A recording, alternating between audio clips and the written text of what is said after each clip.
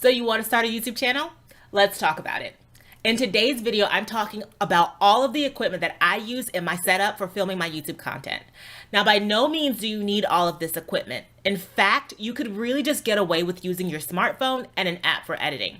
But there are so many tools out there available that will help you produce better content and make the process that much more convenient. So let's get started. Hi, my name is Chinne and I'm a new business development strategist, and I use my 10 years of corporate finance experience to show you how to start and grow your business even if you have a limited budget. If that sounds like something you're interested in, go ahead, hit that subscribe button down below, and let's get started. Now, there is so much equipment that you can invest in when you're starting your channel, but let's be 100% clear.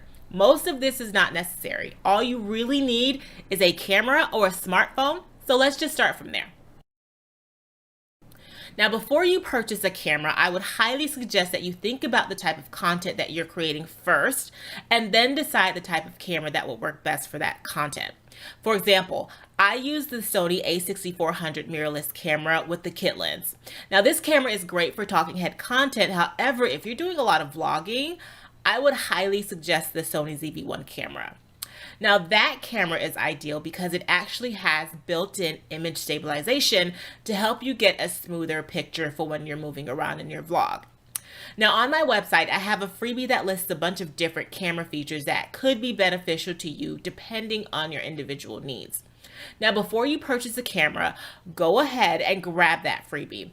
Once you've narrowed down the features that are most important to you, then purchase a camera that would best fit those needs. Now, there is one thing that I need to stress, and that is this. Oftentimes, people place emphasis on the camera when they're trying to achieve a specific look. But if your goal is a specific look, then it's really most likely the lens that you need to be focusing on. Now, if you're going for a specific look, like a nice background blur, for example, then focus on the type of lens that will help you achieve that look. It's not the camera, it's the lens. If you have a very specific aesthetic, then I would suggest that you first learn about ISO, aperture, and shutter speed, and then research how manipulating these will get you the look that you want. Once you know the appropriate settings you will need on that ISO, aperture, and shutter speed to get the look that you want, then you purchase the appropriate lens that would allow you to make those changes to get the right look. If you're doing any kind of vlogging and you decide to go with a camera that has interchangeable lenses, then I would suggest getting the lens that has built-in stabilization. While you can do a lot of tweaking in your editing software, you're going to have the best results if you start with your physical camera and tripod first.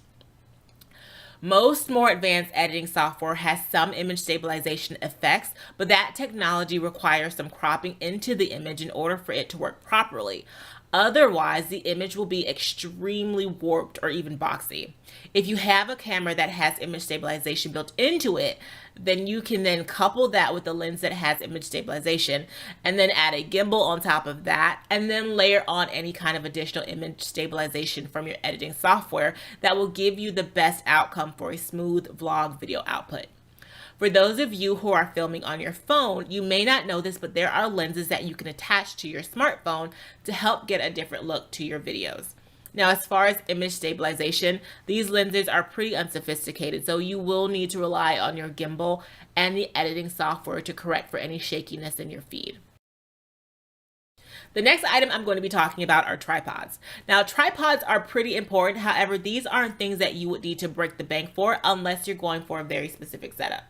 If you're doing stable videos where you're not moving the camera around, then you can just go ahead and grab a $25 or $30 tripod from Walmart and you'll be just fine. Just staying away from the aluminum style ones with the super skinny legs though. Those tend to not be all that sturdy and will tip over with just minimal effort. The last thing you would want to do is accidentally tip over your really expensive camera because you opted for a cheap $10 aluminum tripod. If you're going to be doing any kind of overhead shooting, such as what you might see if you're doing any kind of planner videos or even cooking videos, then I would suggest getting an overhead tripod. There are two types depending on your budget and your overall filming setup. Now, I would suggest the Lintalk overhead tripod. It can hold cameras as well as smartphones, so it should be able to accommodate any of your filming needs. If you're doing any kind of vlogging, then I would suggest getting a gimbal to help with image stabilization.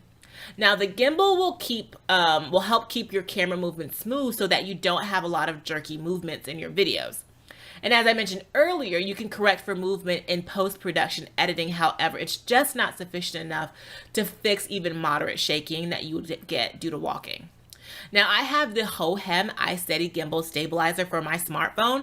As I mentioned earlier, I film pretty much all of my YouTube content on my camera. However, for my TikTok content, I do use my smartphone, and that gimbal works well for me for that purpose.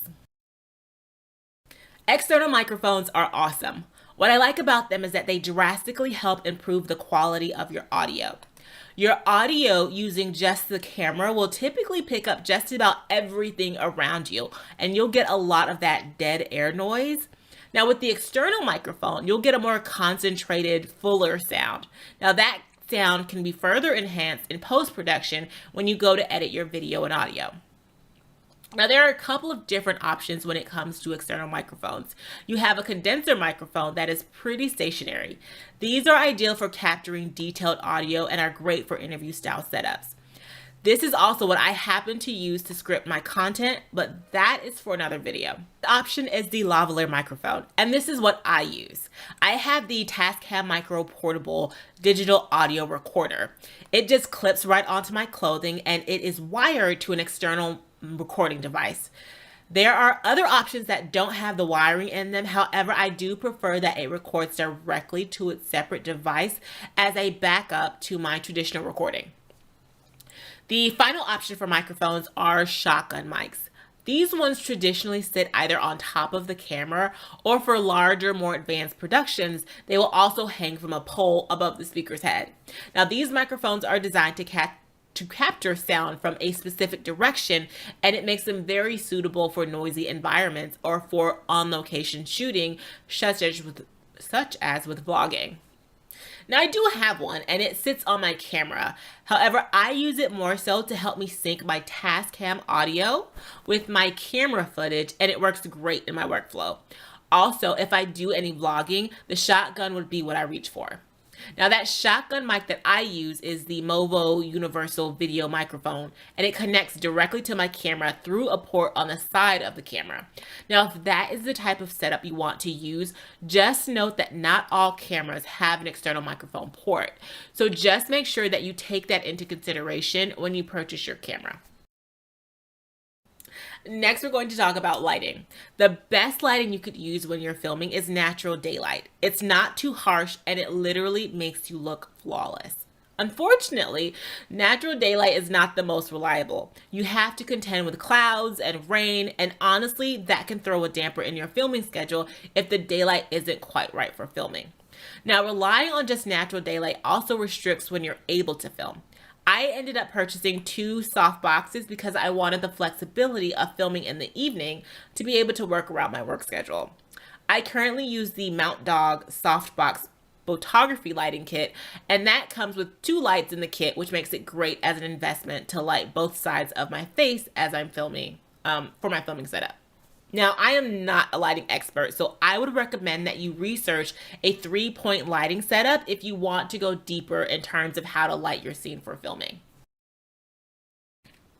Next on our list is external monitors. So an external monitor is simply a screen that you use to be able to monitor what your camera is recording as you film. It's so helpful to make sure that you're in focus and actually in the shot as you're filming. It really does take the guesswork out of your filming day. Now, most cameras you purchase will come with a flip out screen that you can monitor yourself. However, these screens are so small and it makes it very difficult to figure out whether you're actually in focus or not. Keep in mind that I said most, not all. My Canon T6 has a screen, but it doesn't flip up or out to allow me to see myself as I'm filming. That's one of the biggest reasons why people opt for external monitors, because the monitors are bigger and they allow you to see more detail as you're filming yourself. Prior to me using a monitor, I cannot tell you how many times I've completely scrapped videos because they looked fine through the camera's viewport, but when I loaded the footage onto my computer with the larger screen, I realized that the footage was blurry. Now you have a couple of different options for an external monitor. For my Sony a6400, I use my laptop. The cord that comes with the camera for charging also connects to my computer and allows me to use my computer as a monitor. You will need additional software from Sony to do that, but not to worry, that software is free. If you go with a Canon camera, they also have a software that you can use as well. And again, that software is free. If you opt to use a tablet or your phone as a monitor, Sony and Canon also have mobile apps to help facilitate that monitoring. Now, some of them are wireless and work over Wi-Fi. If you go with the Wi-Fi wireless option, just know that there is going to be a lag between your camera and your mobile device as you're filming. If you're filming on your phone or tablet device, you can cast your video onto a smart TV and use the TV as a monitor. If you have two mobile devices and want to film on one and use the other as a monitor, then you will need an app for that. Now, unfortunately, the apps that I have seen all require a monthly subscription, so that's just something that you're going to have to consider or think about when you make that decision. Your final option is to use your smartphone. Now, Apple will allow you to use your Apple Watch to see what you're filming on your iPhone or tablet. The down part of this is that the image is pretty small, so I would not rely on it to help you with blurriness. It is great though if you only need the monitor to make sure that you're in your shot.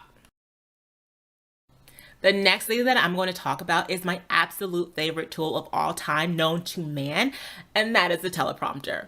When I tell you that the teleprompter has changed my whole entire life when it comes to YouTube, I wholeheartedly mean that. It has seriously cut my editing and filming time in half, if not more. Forgive me while I go on a bit of a tangent about how great teleprompters are, but when I tell you it's a game changer, I mean that. I am by no means an eloquent person. In fact, I'm quite the introvert, and because of that, I don't spend a whole lot of time actually talking to people. So when it's time to talk, my words tend to be very jumbled. I don't stutter, but I do find that my brain is thinking 20 different thoughts at once, and my mouth is going to try to speak all 20 of those thoughts at the same time. So the teleprompter has really helped me stay on track, and I can say what I need to say in one take. It has cut down on my overall content creation process because I no longer have to take 20 different takes in order to hit the main points of what I want to say. Because of that, I don't take as much time filming. On top of that, because I don't have that many takes, I don't need to spend a whole lot of time editing either, so it has tremendously cut down on my editing time as well. Now, that being said, it does mean that you have to take a little bit of extra time in pre-production with planning out your script, but I do have a hack for that, and I'm going to share that hack in the next 2 or 3 videos.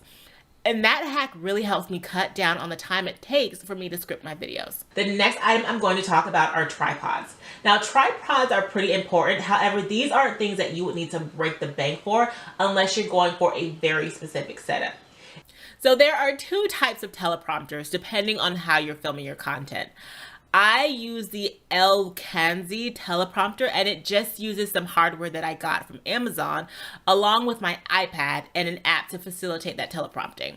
Now, if you're filming on your phone, then there are teleprompting apps specifically designed to scroll your script while also allowing you to film at the same time.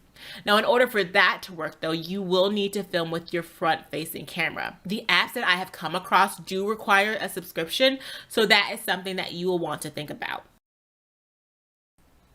The final thing I'm going to talk about is your editing software.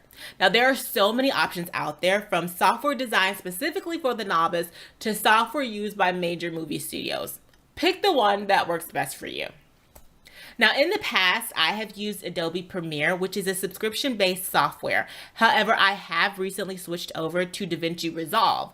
Now, the reason I made this switch is because DaVinci Resolve is actually free, and it's very well regarded among content creators. Now, there is a paid version that has a couple of additional features, and I do plan on upgrading to that soon. However, I am in no rush because I can pretty much do whatever I was doing in Adobe Premiere in DaVinci Resolve with no problems. Now, depending on your device, you may also have some other free options available to you. For example, Apple has iMovie and Windows devices have Clipchamp, which are free to use on those devices.